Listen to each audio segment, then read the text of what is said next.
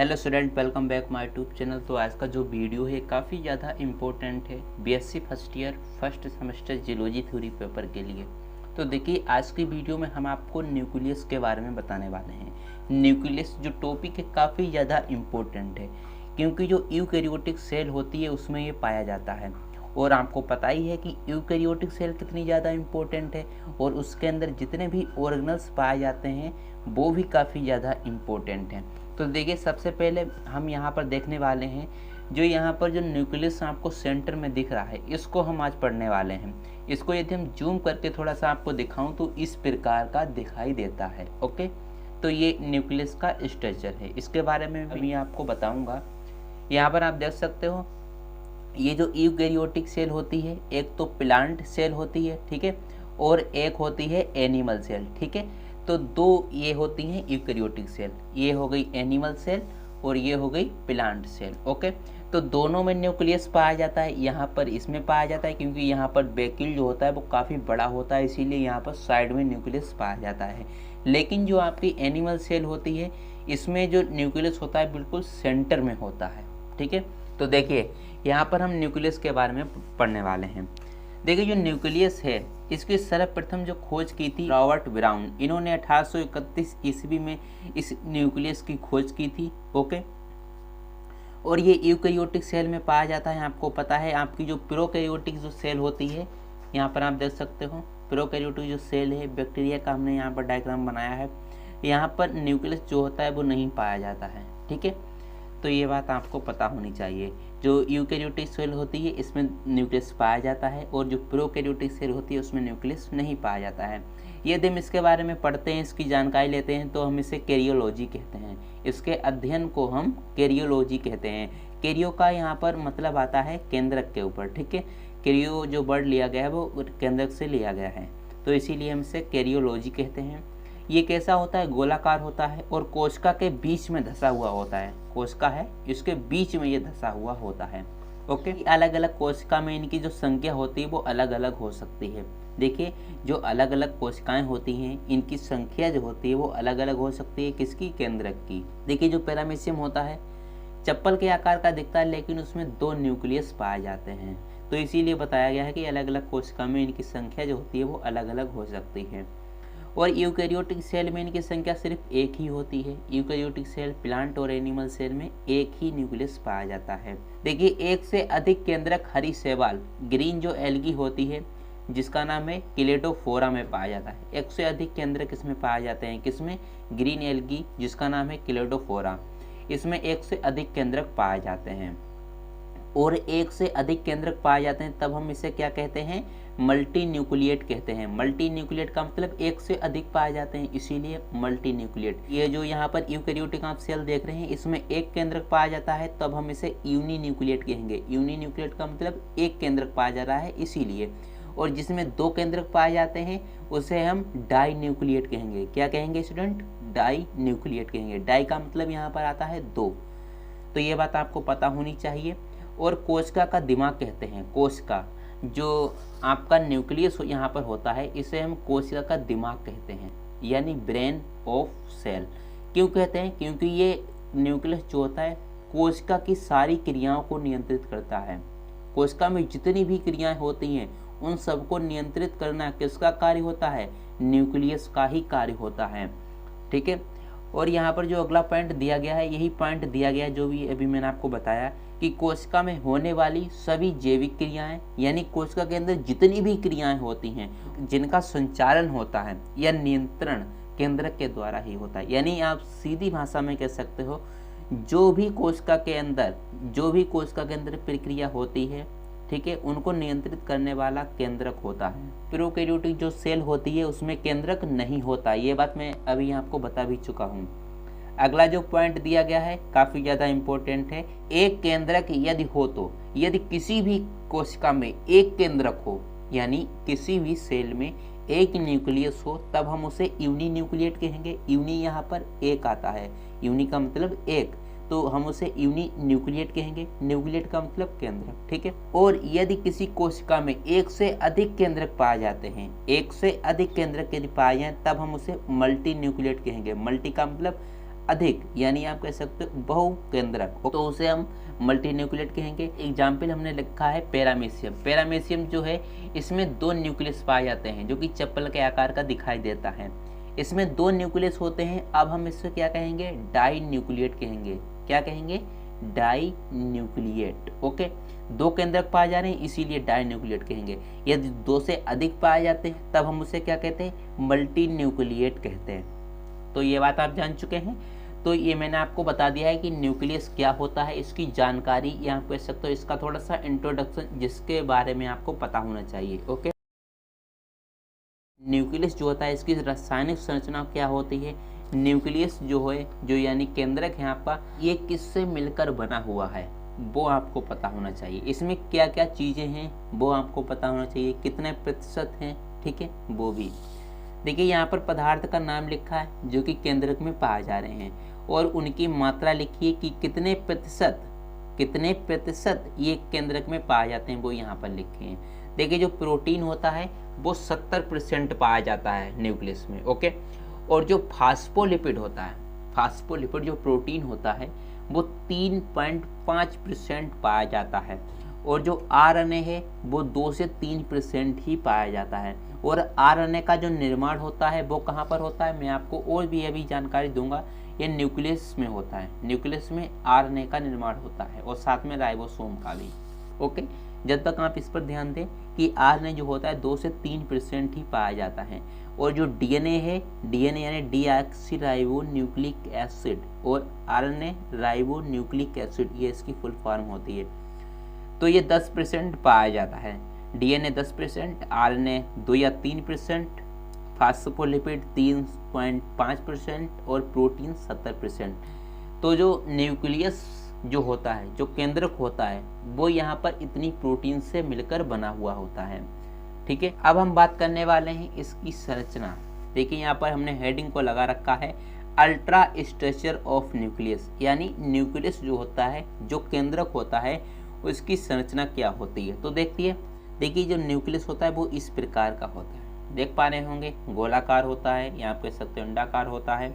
इसका शेप जो होता है वो अलग अलग कोशिका में अलग अलग हो सकता है। ओके, देखिए जो सबसे ऊपर वाली जो लेयर होती है इसे हम आउटर मेम्ब्रेन कहते हैं, बाहरी झिल्ली। ओके, और इसके बाद जो एक झिल्ली आती है इससे हम क्या कहते हैं, इनर मेम्ब्रेन। इनर मेम्ब्रेन का मतलब भीतरी झिल्ली, आउटर मेम्ब्रेन बाहरी, इनर मेम्ब्रेन भीतरी झिल्ली। ठीक है, और इसके बीच में जो आप देख रहे हो ये एक स्पेस पाया जा रहा है, या आप कह सकते हो एक जगह पाई जा रही है। इसको हम क्या कहते हैं, ये कौन सी जगह है, ये है पेरी न्यूक्लियर स्पेस।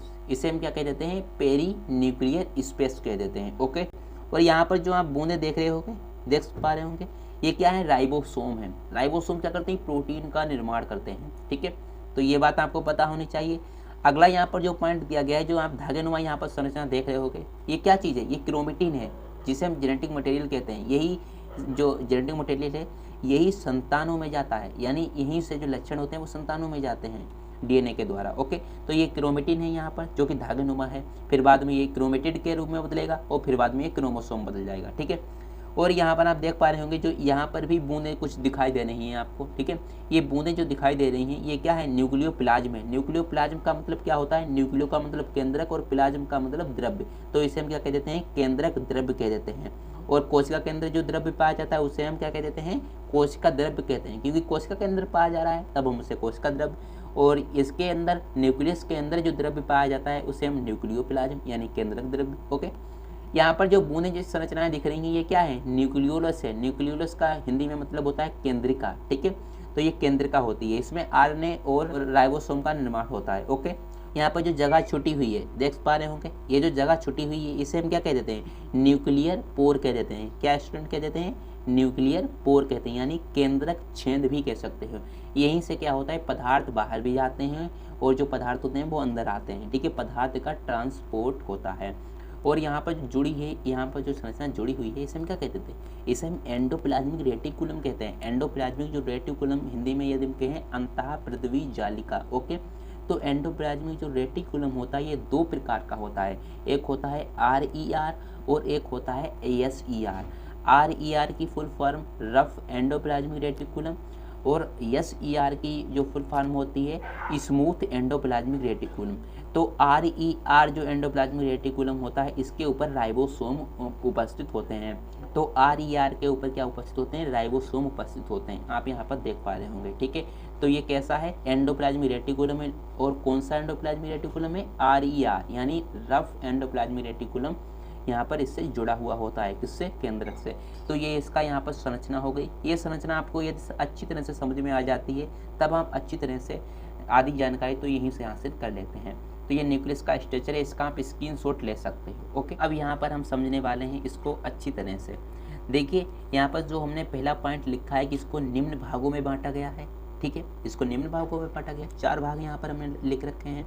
देखिए सबसे पहले हम पढ़ने वाले हैं न्यूक्लियर मेम्ब्रेन के बारे में, यानी केंद्रक के ऊपर जो मेम्ब्रेन पाई जाती हैं, 2 मेम्ब्रेन हैं, इनके बारे में हम पढ़ेंगे, इसे हम न्यूक्लियर मेम्ब्रेन कहेंगे। ठीक है, न्यूक्लियर मेम्ब्रेन का मतलब होता है केंद्रक झिल्ली, केंद्रक के ऊपर जो झिल्लियाँ उपस्थित होती हैं उनके बारे में हम पढ़ेंगे। इसको हम न्यूक्लियर एनवलप भी कह सकते हैं। न्यूक्लियर का मतलब होता है केंद्रक, और एनवलप का मतलब इसके ऊपर जो एनवलप चढ़ा हुआ है, यानी आप कह सकते हो जो मेम्ब्रेन है। ओके, वो एक और नाम से जानते हैं जिसे हम कैरियोथिका कहते हैं। कैरियो का मतलब हो गया केंद्रक, और थिका का मतलब यहाँ पर जो संरचना है, जो यहाँ पर जो मेम्ब्रेन है, इसको हम कैरियोथिका भी कह देते हैं। ठीक है, और दूसरा जो इम्पोर्टेंट है हेडिंग, न्यूक्लियोप्लाज्म यानी इसके अंदर जो द्रव्य पाया जा रहा है इसे हम केंद्रक द्रव्य कहते हैं, यहाँ पे इंग्लिश में कहें तो न्यूक्लियोप्लाज्म कहते हैं। और इसको एक नाम से जानते हैं कैरियोप्लाज्म। कैरियो का मतलब केंद्रक और प्लाज्म का मतलब द्रव्य, तो केंद्रक द्रव्य भी इसे हम हिंदी में कहते हैं, और इंग्लिश में कैरियोप्लाज्म। अगला जो यहाँ पर, इसी को हम क्या कह देते हैं, न्यूक्लियर सेप इसे हम कह देते हैं, क्योंकि इसके अंदर एक द्रव्य भरा हुआ है, इसको हम सेप कह देते हैं। ओके, तो न्यूक्लियर सेप भी इसे हम कह देते हैं, और यहाँ पर अलग अलग नाम है, आपको पता होना चाहिए। अगला जो यहाँ पर पॉइंट दिया है तीसरे नंबर पर, न्यूक्लियोलस, ये काफ़ी ज़्यादा इंपॉर्टेंट है। जो इसके अंदर न्यूक्लियोलस पाया जा रहा है इसके बारे में हमें पढ़ना है, क्योंकि न्यूक्लियोलस काफ़ी ज़्यादा इंपॉर्टेंट है। और अगला जो यहाँ पर हमने पॉइंट लिखा है अल्ट्रा स्ट्रक्चर ऑफ न्यूक्लियस में, कि क्रोमेटिन मटेरियल क्या होता है, इसके बारे में। जो क्रोमेटिन आप धागेनुमा संरचना देख रहे हो, ये क्या है, ये आपको पता होना चाहिए इसके बारे में। और क्रोमेटिन थ्रेड्स भी इसे हम कह देते हैं। क्रोमेटिन थ्रेड्स का मतलब जो धागेनुमा संरचना है, इसको हम थ्रेड्स कह देते हैं। तो इसके बारे में हमें जानना है।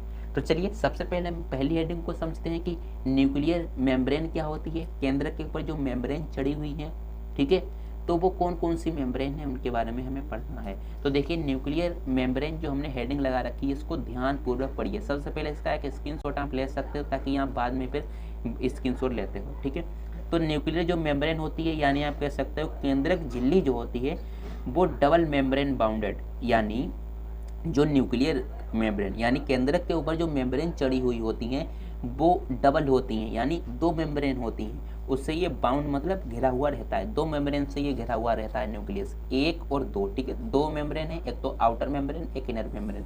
तो पहली हमने यहाँ पर लिखी है आउटर मेम्ब्रेन और दूसरी इनर मेम्ब्रेन, बाहरी झिल्ली और भीतरी झिल्ली। तो देखिए दोनों को हम अच्छी तरह से समझेंगे। ठीक है, दोनों को मिक्स हमने कर दिया है, आपको अच्छी तरह से समझ में आ जाएगा। तो देखिए दोनों मेम्ब्रेन जो होती हैं वो कौन सी प्रोटीन से मिलकर बनी हुई होती हैं, ये बात आपको पता होनी चाहिए कि लिपोप्रोटीन एक प्रोटीन का नाम है, इससे ये झिल्लियाँ दोनों ये बनी हुई होती हैं। ठीक है, और मेम्ब्रेन से विभिन्न पदार्थ का ट्रांसपोर्ट, देखिए बात को समझिए, मेम्ब्रेन जो झिल्ली है उससे विभिन्न पदार्थ अलग अलग मालिक्यूल का ट्रांसपोर्ट होता है। ठीक है, तो इस मेम्ब्रेन के द्वारा विभिन्न पदार्थ केंद्रक के अंदर आते हैं और साइटोप्लाज्म में जाते हैं। ठीक है, तो यही बात यहाँ पर लिखी गई है। देखिए विभिन्न पदार्थों का ट्रांसपोर्टेशन होता है न्यूक्लियस और साइटोप्लाज्म के बीच, यानी न्यूक्लियस के अंदर आते हैं और साइटोप्लाज्म में फिर बाहर जाते हैं। तो इस प्रकार से यहाँ पर ट्रांसपोर्टेशन होता है। ये बात आप जान चुके हैं। ये जो दोनों झिल्लियाँ होती हैं 75 एंगस्ट्रॉन मोटी होती हैं। ठीक है, और जो आपकी आउटर मेम्ब्रेन होती है, जो बाहरी झिल्ली होती है केंद्रक की, ये वाली, इसमें क्या होता है, इससे RER से कंटिन्यू होती है। बात कोई अभी यहाँ पर अच्छी तरह से समझ नहीं पाएंगे, लेकिन अच्छी तरह से समझ जाएंगे।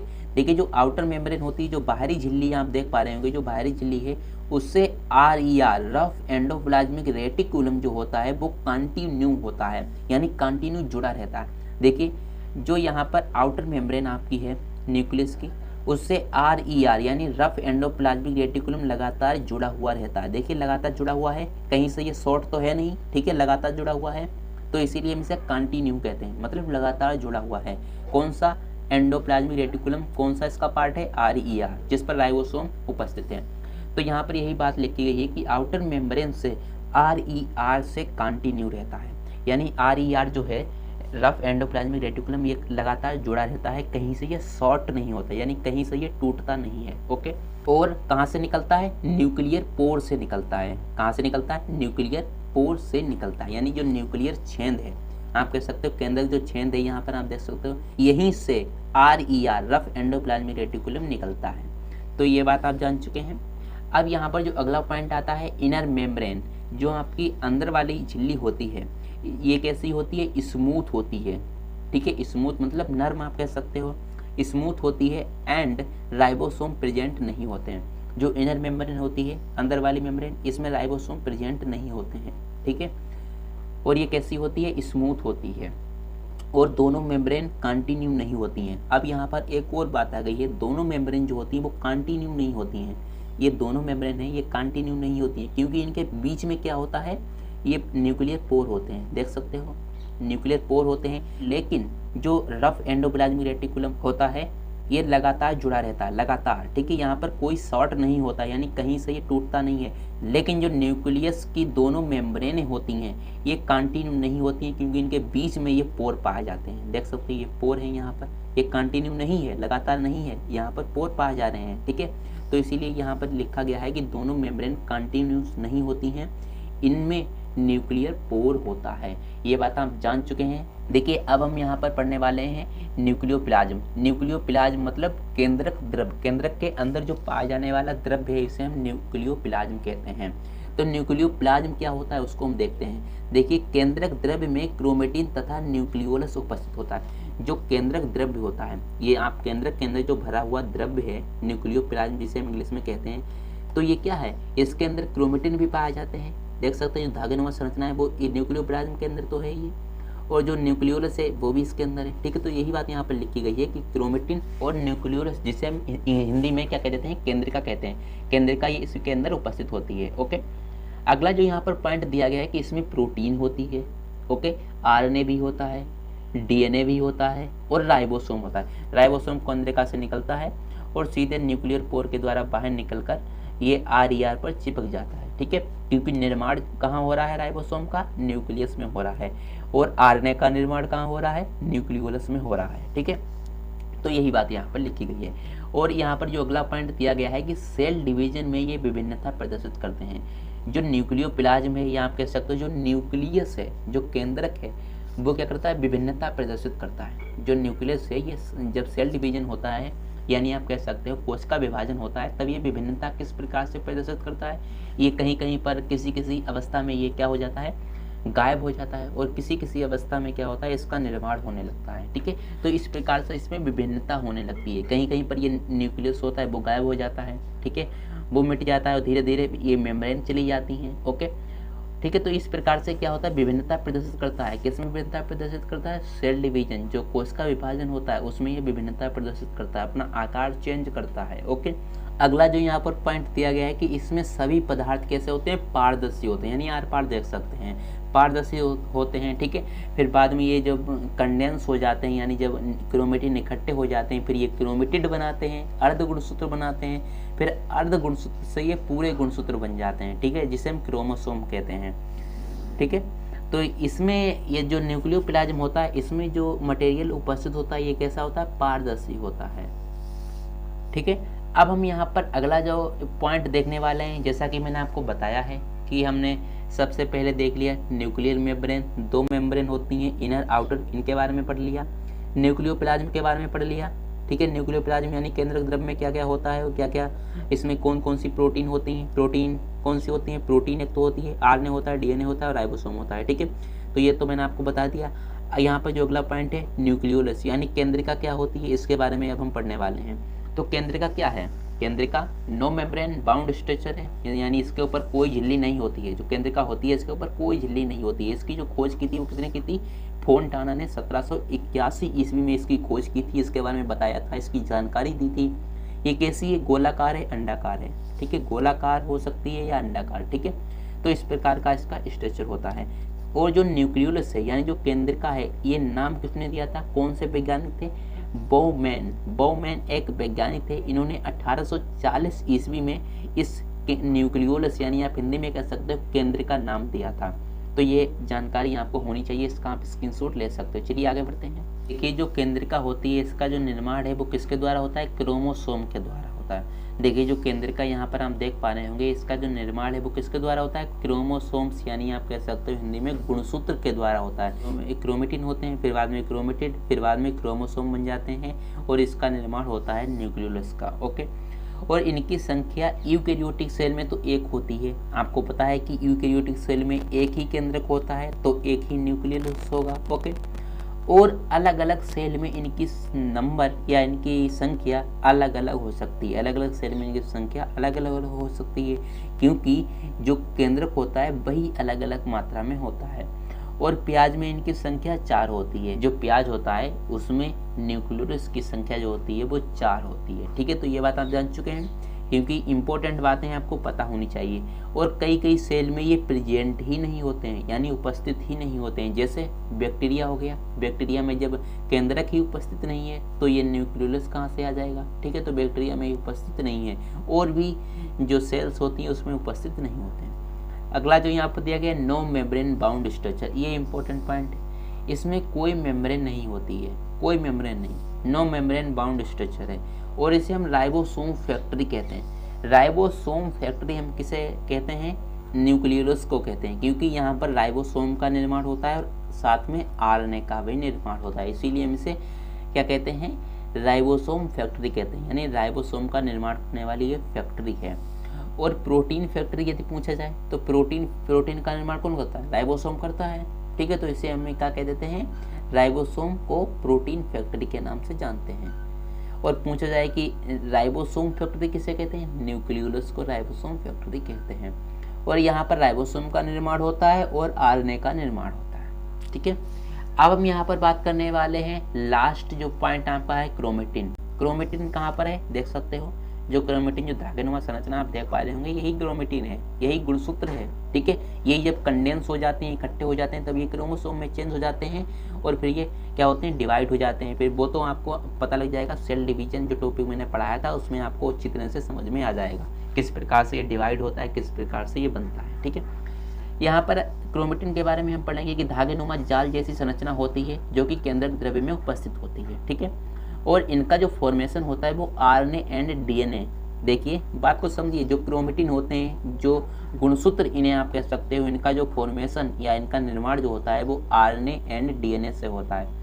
आरएनए एंड डीएनए को हम न्यूक्लिक एसिड भी कह देते हैं। ठीक है, यदि हम यहाँ पर न्यूक्लिक एसिड लिख दें तो भी कोई फर्क नहीं पड़ता है, न्यूक्लिक एसिड को हम आरएनए एंड डीएनए कह देते हैं। और साथ में हिस्टोन एंड नॉन हिस्टोन, एक ये प्रोटीन होती है जिनका नाम है हिस्टोन एंड नॉन हिस्टोन, इसको हम क्या कह देते हैं, एल्कलाइन प्रोटीन भी कह देते हैं। तो इनसे ये क्या बना हुआ है, क्रोमेटिन बना हुआ है, आप कह सकते हो क्रोमोसोम बनता है। ठीक है, यदि हम सिंपल भाषा में कहें तो आरएनए एंड डीएनए, या आप कह सकते हो न्यूक्लिक एसिड और एल्कलाइन प्रोटीन से मिलकर क्रोमोसोम बना हुआ होता है। ठीक है, और जो histone and non histone protein का निर्माण किस प्रकार से होता है वो एक बार मैं आपको बता देता हूँ। देखिए हिस्टोन प्रोटीन या आप कह सकते हो नॉन हिस्टोन प्रोटीन का फॉर्मेशन जो होता है वो एल्कलाइन प्रोटीन से होता है। ठीक है, क्या होता है, एल्कलाइन प्रोटीन से histone and non histone protein का निर्माण होता है। ओके, अगला जो यहाँ पर पॉइंट दिया गया है कि क्रोमेटिन के कॉन्डेंस से क्रोमोसोम बनता है। यानी जो क्रोमेटिन जो धागेनुमा जाल जैसी संरचना आप देख पा रहे होंगे, जब ये इकट्ठा होता है तब ये क्या बना देता है, तब ये क्रोमोसोम बना देता है। डायरेक्ट क्रोमोसोम नहीं बनाता है। देखिए पहले जो क्रोमेटिन था वो धीरे धीरे कंडेंस होता है, फिर ये क्या बना देता है, क्रोमेटिड बना देता है। क्रोमेटिड का मतलब हिंदी में होता है अर्ध गुणसूत्र बना देता है, और आधे गुणसूत्र से फिर ये किस में चेंज हो जाता है, पूरे गुणसूत्र में चेंज हो जाता है। तब हम इसे क्या कहते हैं, क्रोमोसोम कहते हैं। तो ये बात आप जान चुके हैं कि क्रोमेटिन के कंडेंस से, यानी क्रोमेटिन जब जुड़ता है, संघनन इसका होता है, फिर ये क्रोमोसोम का निर्माण कर देता है। अब यहाँ पर जो अगला पॉइंट आता है काफ़ी ज़्यादा इम्पोर्टेंट है। जब हम क्रोमेटिन को इकट्ठा करते हैं, संघनित करते हैं, तब ये 2 भागों में बंट जाता है। यानी क्रोमेटिन को यदि हम इकट्ठा करते हैं तब ये दो भागों में बढ़ता है। पहला होता है यूकैरियोटिन और दूसरा होता है हेटेरोक्रोमेटिन। यूकैरियोटिन हम किससे कहते हैं? यूकैरियोटिन ये एक क्रोमोसोम्स हमने बना दिया है, ये मटेरियल इसमें इकट्ठा हो गया, क्रोमेटिन होता है वो इकट्ठा हो गया। अब देखिए किस प्रकार से इकट्ठा हुआ है। देखिए जो हेटेरोक्रोमेटिन होता है वो ये डार्क वाला जो आप पार्ट देख रहे होंगे क्रोमोसोम्स का, ये डार्क वाला जो पार्ट है, यहाँ पर जो क्रोमेटिन है वो ज़्यादा मात्रा में इकट्ठा हो गया है, इसको हम क्या कह देते हैं? हेटेरोक्रोमेटिन कह देते हैं। यहाँ पर जो क्रोमेटिन है इकट्ठा हो गया, तब ये ज़्यादा मात्रा में यहाँ पर इकट्ठा हो गया, यहाँ पर कम मात्रा में इकट्ठा हुआ है। ठीक है, जो डार्क वाला भाग है इसमें ज़्यादा मात्रा में क्रोमेटिन इकट्ठा हो गया है, इसे हम हेटेरोक्रोमेटिन कहते हैं। और यहाँ पर जो खाली पार्ट आप देख पा रहे होंगे ये कैसा है? यूक्रोमेटिन है। यहाँ पर कम मात्रा में जो क्रोमेटिन है वो इकट्ठे हुए हैं, कम मात्रा में इकट्ठे हुए हैं, ये यूक्रोमेटिन कहलाते हैं। तो इनको हम थ्योरेटिकल देख लेते हैं किस प्रकार से यहाँ पर लिखा गया है। देखिए सबसे पहले हम हेटेरोक्रोमेटिन को देखेंगे, बात को समझिए। सबसे पहले हम हेटेरोक्रोमेटिन को देख रहे हैं। ठीक है, यहाँ पर आप देख पा रहे होंगे जो क्रोमोसोम होता है हेटेरोक्रोमेटिन में वो डार्क होता है, यानी यहाँ पर जो जेनेटिक मटेरियल होता है, यानी आप कह सकते हो जो क्रोमेटिन होता है वो काफ़ी ज़्यादा मात्रा में इकट्ठा हो जाता है। ठीक है, तो क्रोमोसोम का ये डार्क भाग होता है और ये कंप्लीट पैक होते हैं, यानी जो क्रोमेटिन होते हैं वो यहाँ पर अधिक मात्रा में पैक हो जाते हैं। कंप्लीटली पैक्ड डीएनए, यानी इसमें जो डीएनए होता है, डीएनए हम किसको कह रहे हैं? क्रोमेटिन को कह रहे हैं। तो क्रोमेटिन कह सकते हो या आप डीएनए कह सकते हो।